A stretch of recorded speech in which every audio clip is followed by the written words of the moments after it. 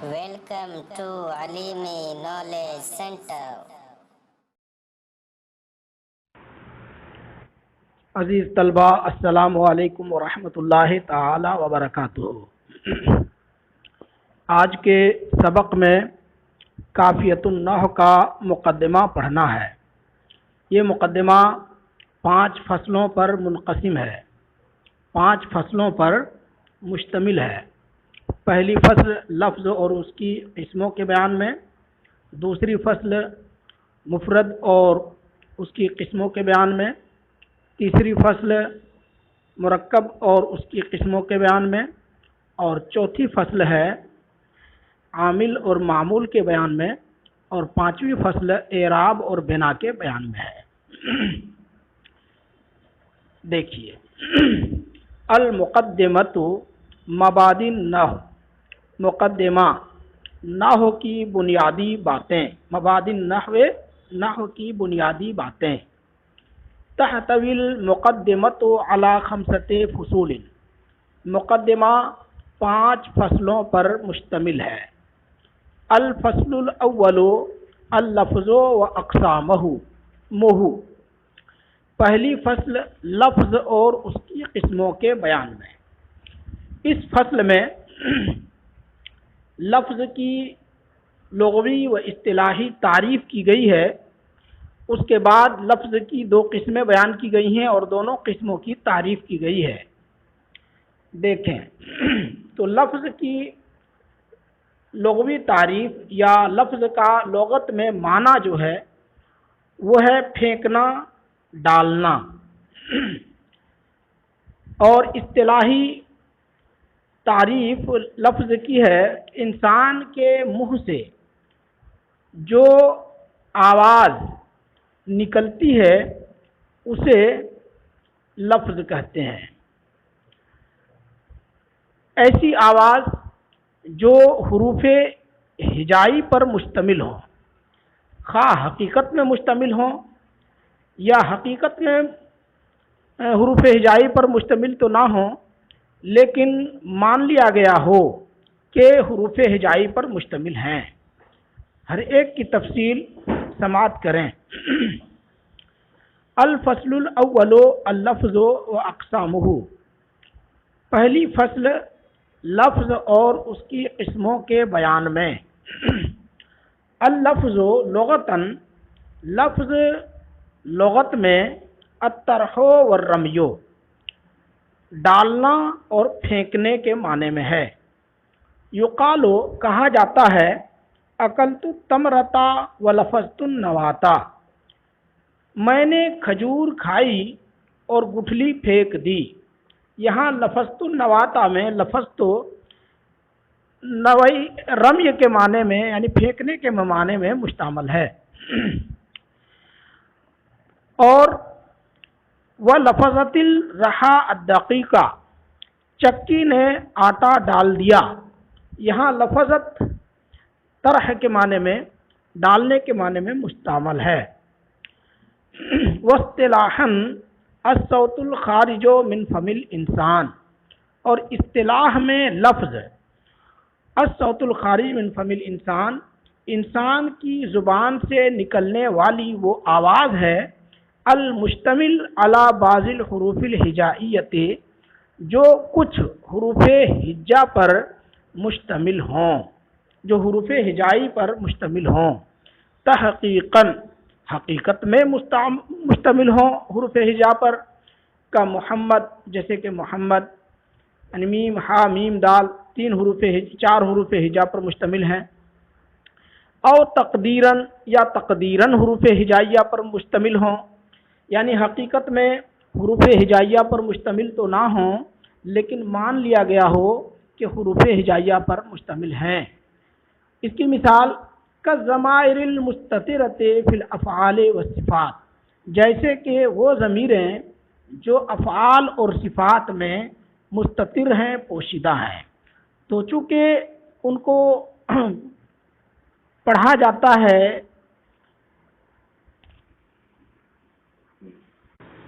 بولا جاتا ہے، اور ضمیریں ان کے اندر پوشیدہ ہوتی ہیں، اس لیے مان لیا گیا کہ جو ضمیریں ہیں وہ الفاظ ہیں اور وہ بھی حروف ہجا پر مشتمل ہیں۔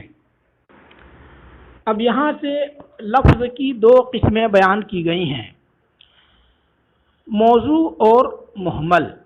موضوع تو اس لفظ کو کہا جاتا ہے جو کسی معنی کو بتائے، خواہ وہ معنی مفرد ہو یا مرکب ہو، وضع کے اعتبار سے بتائے۔ اور دوسری قسم لفظ کی ہے محمل، یہ وہ لفظ ہے جو کسی معنی کو نہ بتائے۔ ہر ایک کی مثال اور تعریف پڑھیں۔ وہوا قسمان، اور لفظ کی دو قسمیں ہیں، مستعمل، پہلی قسم مستعمل، وہ یسمل موضوع ایضاً، یسمل موضوع ایضاً، اور اسے موضوع بھی کہا جاتا ہے، یعنی موضوع اور مستعمل دونوں نام دیا جاتا ہے۔ وہ محمل، اور دوسری قسم محمل۔ والموضوع من اللفظ ما يدل على معنى، اور موضوع لفظ وہ ہے جو کسی معنی کو بتائے، مفرد او مرکب، مفرد ہو یا مرکب، بالوضع، وضع کے اعتبار سے۔ وضع کے معنی ہے کسی لفظ کو کسی معنی کے ساتھ اس طرح سے خاص کرنا کہ جب بھی لفظ کو بولا جائے تو وہ معنی جس کے لیے خاص کیا گیا ہے لفظ کو سمجھا جائے۔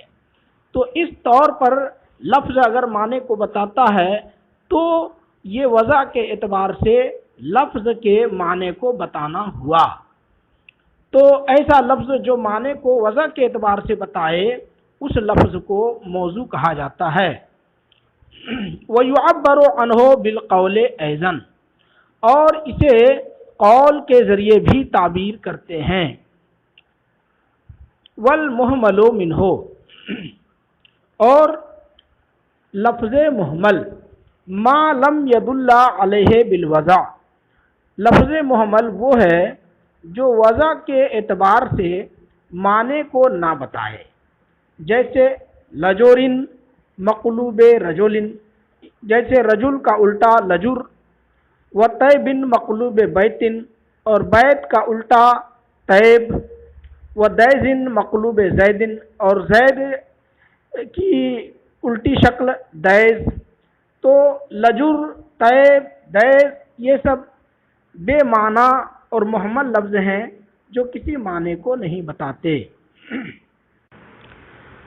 اب چونکہ سمجھنا اور سمجھانا، فائدہ پہنچانا اور فائدہ اٹھانا یہ سب معنی دار الفاظ پر مبنی ہیں اور محمل لفظ بے فائدہ ہیں، اسی لیے اس کی تفصیل چھوڑ دی اور موضوع، لفظ موضوع کی تفصیل یہاں سے بیان کی۔ تو سب سے پہلے لفظ موضوع کی دو قسمیں بیان کی۔ لفظ موضوع کی دو قسمیں ہیں، مفرد اور مرکب۔ ہر ایک کی تعریف سماعت کریں۔ وَيَنْقَسِمُ اللَّفْظُ الْمَوْضُوعُ إِلَىٰ قِسْمَيْنِ، اور لفظ موضوع کی دو قسمیں ہیں، مفرد مرکب، مفرد اور مرکب۔ فالمفرد ما لا يدل جزءه على جزء معناه، تو مفرد وہ لفظ موضوع ہے جس کا جز اس کے معنی کے جز کو نہ بتائے، جس کا جز اس کے معنی کے جز پر دلالت نہ کرے، جس کا جز اس کے معنی کے جز کو نہ بتائے۔ کر رجل، جیسے کہ رجل، تو یہ لفظ موضوع ہے، اس کے تین جز را، جیم اور لام ہیں، ان میں سے کوئی بھی جز معنی کے جز پر دلالت نہیں کرتا، معنی کے جز کو یعنی آدمی کے اجزاء کو نہیں بتاتا۔ مثال دیکھیں، کر رجل، جیسے رجل، فالراء والجیم واللام لا تدلو، تو را، جیم اور لام یہ تینوں حروف لا تدلو نہیں بتاتے ہیں۔ اذا افردت، جب الگ الگ کر دیے جائیں، کیا نہیں بتاتے ہیں؟ علی شیء مما تدل علیہ کلمۃ رجل التی تجمعها، اس معنی، علی شیء اس معنی کو نہیں بتاتے ہیں، مما تدل علیہ کلمۃ رجل جس پر کلمہ رجل دلالت کرتا ہے، کلمہ رجل جس معنی کو بتاتا ہے، التی تجمعها جو کلمہ رجل تینوں حروف کا جامع ہے، یعنی را جیم لام سے مرکب اور را جیم لام کا جامع لفظ رجل جس معنی کو بتاتا ہے اس معنی پر را جیم لام یہ تینوں اجزاء علیحدہ علیحدہ نہیں بتاتے۔ وهو المسمى بالکلمۃ عند النحات، مفرد ہی کو نحویوں کے نزدیک کلمہ نام رکھا جاتا ہے یا کلمہ کہا گیا ہے، یعنی مفرد کا دوسرا نام کلمہ ہے۔ والمرکب ما يدل جزءه على جزء معناه، اور مرکب وہ لفظ موضوع ہے یدل جزءه على جزء معناه جس کا جز معنی کے جز کو بتائے، کعاصمۃ الہند، جیسے عاصمۃ الہند، اس میں دو جز ہیں، عاصمۃ پہلا جز، الہند دوسرا جز، اور دونوں اجزاء علیحدہ علیحدہ معنی کے جز پر، یعنی معنی ہے ہندوستان کی راجدھانی تو دونوں اجزاء معنی کے اجزاء پر دلالت کرتے ہیں، کیونکہ عاصمہ راجدھانی پر اور الہند ہندوستان پر دلالت کرتا ہے۔ اور جیسے وَكُلُّ نَفْسٍ ذَائِقَةُ الْمَوْتِ، ہر جان موت چکھنے والی ہے، اس میں دیکھیں کلو نفسٍ ذائقۃ الموت چار اجزاء ہیں اور سارے اجزاء علیحدہ علیحدہ معنی پر دلالت کرتے ہیں۔ تو کہا فَإِنَّ كُلَّ جُزْءٍ مِّنْ أَجْزَائِهِمَا، بے شک ان دونوں مرکبوں میں سے ان دونوں مرکبوں کے اجزاء میں سے ہر ایک جز يَدُلُّ عَلَى جُزْءٍ مِّن مَّعَانِيهِمَا، ان کے معانی کے جز کو بتاتا ہے۔ خلاصہ یہ ہوا کہ مفرد اس لفظ موضوع کو کہتے ہیں کہ جس کا ہر جز معنی کے جز کو، کہ جس کا کوئی بھی جز معنی کے جز کو نہ بتائے، اور مرکب وہ لفظ موضوع ہے جس کا ہر جز معنی کے جز کو بتائے۔ دوسری فصل یہاں سے شروع ہو رہی ہے، اس میں کلمہ اور اس کی قسموں کو بیان کیا گیا ہے۔ پہلی فصل میں لفظ کی اصطلاحی اور لغوی تعریف، اس کی دو قسمیں یعنی موضوع اور محمل، پھر موضوع کی دو قسمیں مفرد اور مرکب بیان کی گئی، اور اب دوسری فصل لفظ موضوع کی پہلی قسم یعنی لفظ موضوع کی پہلی قسم یعنی مفرد اور اس کی قسموں کو بیان کیا گیا ہے۔ سماعت کریں۔ سب سے پہلے اس فصل میں کلمہ کی اصطلاحی اور لغوی تعریف کی گئی، پھر اس کی قسمیں بیان کی گئی ہیں۔ تو کلمہ کی اصطلاحی تعریف بیان کی تو کہا الکلمۃ فی الاصطلاح ہی اللفظ المفرد الدال علی معنی بالوضع، کلمہ نحویوں کی اصطلاح میں وہ لفظ مفرد ہے جو وضع کے اعتبار سے کسی معنی کو بتائے۔ میں نے بتایا تھا کہ وضع کے معنی ہے کسی لفظ کو کسی معنی کے ساتھ اس طرح سے خاص کر دینا کہ جب وہ لفظ بولا جائے تو جس معنی کے لیے خاص کیا گیا ہے وہ معنی بھی سمجھ میں آئے۔ تو اگر اس طرح سے کوئی لفظ کسی معنی کے لیے خاص کر دیا گیا ہے تو ایسے لفظ کو اس معنی پر، ایسا لفظ جو معنی پر دلالت کرنے والا ہو وضع کے اعتبار سے، اسی لفظ کو اصطلاح میں، اصطلاح نحات میں کلمہ کہتے ہیں۔ اس کی مثال جیسے کتاب ہے، مدرسہ ہے، قلم، کاپی۔ اور لغت میں کلمہ کے چار معانی ہیں جو درج ذیل ہیں، عبارت پڑھ کر کے ترجمہ کریں۔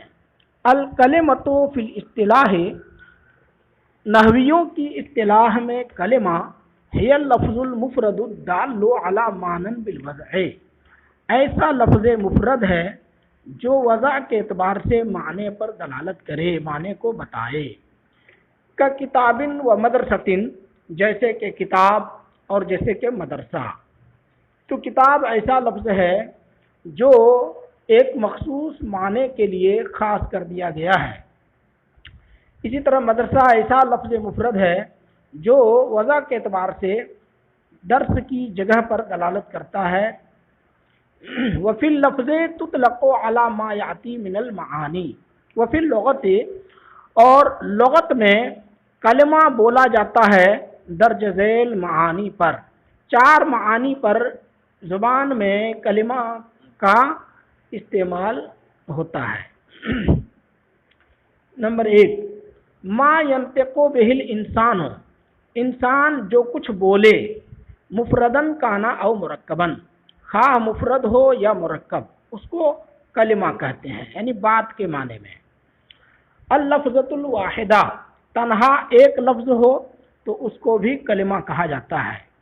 الجملۃ او العبارۃ التامۃ المعنی، کما فی قولہم لا الہ الا اللہ کلمۃ التوحید، ایک پورا جملہ ہو یا ایک مکمل معنی والی عبارت ہو تو اسے بھی کلمہ کہا جاتا ہے لغت میں، جیسا کہ اہل لغت کا کہنا ہے لا الہ الا اللہ کلمۃ التوحید، کہ لا الہ الا اللہ یہ کلمہ توحید ہے۔ دیکھیے لا الہ الا اللہ پورا جملہ ہے لیکن اس کو کلمہ کہا گیا۔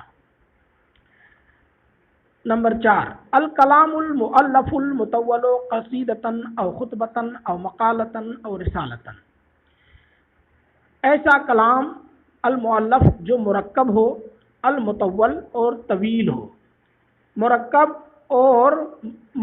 اور طویل کلام ہو تو اسے بھی لغت میں کلمہ کہتے ہیں، خواہ وہ مرکب طویل کلام قصیدہ ہو یا خطبہ ہو یا کوئی مقالہ ہو یا کوئی رسالہ ہو، انہیں بھی کلمہ کہا جاتا ہے لغت میں۔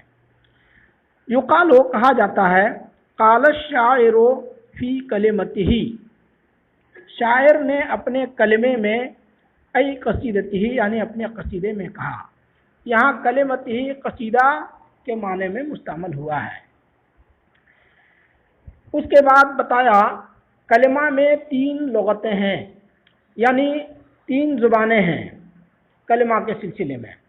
ایک تو ہے کلمہ، کاف کے فتحہ اور لام کے کسرہ کے ساتھ، اور دوسری لغت یعنی دوسری زبان دوسری لغت میں کلمتن ہے، دوسری لغت ہے کلمہ میں کلمتن، اور تیسری لغت ہے کلمتن۔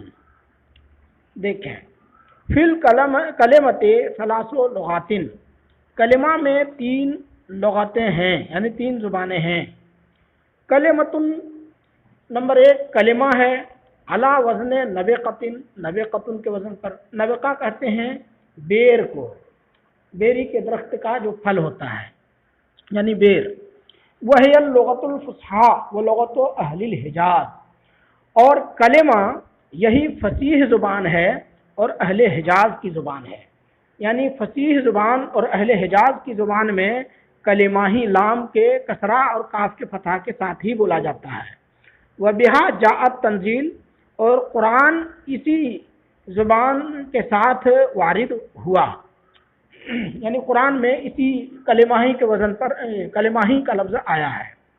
وجمعها کلم کا نبقن، اور اس کی جمع کلم ہوتی ہے جیسے نبقتن کی جمع۔ دوسری لغت ہے کلمتن، کاف کے کسرہ لام کے سکون کے ساتھ، علی وزن سدرتن، سدرہ کے وزن پر، سدرہ بیری کے درخت کو کہتے ہیں۔ جمعها کلمن، اس کی جمع کلمن آتی ہے، کسدرن صدر کی طرح۔ اور تیسری لغت ہے کلمتن، کاف کے فتحہ اور لام کے سکون کے ساتھ، علی وزن تمرتن، تمرتن کے وزن پر، تمرتن کے معنی ہے کھجور۔ جمعها کلمن، اس کی جمع کلمن ہے، تمرن کی طرح۔ وہما لغتان تمیمیتان، اور یہ دونوں یعنی کلمتن اور کلمتن، یہ دونوں لغتیں کیا ہیں؟ اہل تمیم یا بنو تمیم کی زبانیں ہیں، یہ بنو تمیم کی زبانیں ہیں۔ بنو تمیم کی زبان میں کلمتن نہیں بلکہ کلمتن اور کلمتن کہتے ہیں۔ یہ ہو گئی کلمہ کی لغوی تعریف، اصطلاحی تعریف، اور کلمہ میں 3 زبانیں یا 3 لغتیں ہیں اس کی تفصیل۔ اب اس کے بعد یہاں سے کلمہ کی 3 قسمیں بیان کی۔